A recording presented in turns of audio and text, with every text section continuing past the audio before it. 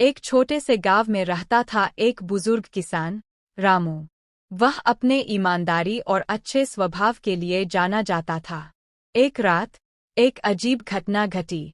रामू का खेत, जो गांव के बाहर था, सुबह चमक रहा था, जैसे मानो वहां कोई खजाना दफन हो। गांव वाले हैरान थे। कुछ ने कहा कि यह शायद किसी जादुई शक्ति का खेल है, तो कुछ ने कहा कि यह कोई खजाना हो सकता है। एक जवान लड़का, श्याम, जिसे रहस्यों को सुलझाने का शौक था, इस घटना में दिलचस्पी लेने लगा। श्याम ने खेत की जांच की।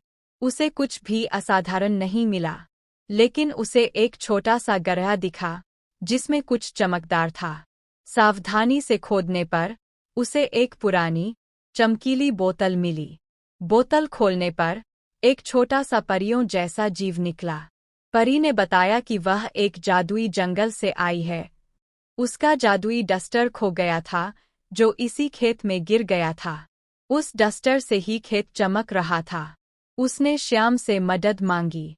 श्याम ने डस्टर ढूंढने की ठानी। कई दिनों की खोज के बाद उसे एक पेड़ की जड़ों के पास डस्टर मिला। परियों ने खुशी से डस्टर लिया और श्याम को एक इनाम के रूप में एक जादुई बीज दिया, जो कि सोने के फल देता था। श्याम ने बीज अपने खेत में लगाया। कुछ दिनों बाद बीज से एक पेड़ उगा और उस पर सोने के फल लगे। गांव वाले खुश हो गए। श्याम ने सोने के फलों को बेचकर गांव के स्कूल के लिए एक नई इमारत बनवाई। इस घटना के बाद गांव में खुशियां छा गईं। लोग श्याम की बुद्धिमानी और अच्छे दिल की प्रशंसा करने लगे, और रामू के खेत की चमक अब एक यादगार कहानी बन गई। कहानी की सीख: अच्छाई हमेशा विजय प्राप्त करती है। बुद्धिमानी से समस्याओं का समाधान होता है।